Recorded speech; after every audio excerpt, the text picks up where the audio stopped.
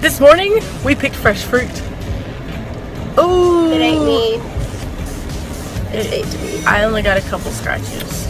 But where else can you pick fresh fruit than at the KOA in Tucson? I'm just saying. Lemons, grapefruits, olives when they're not all gone.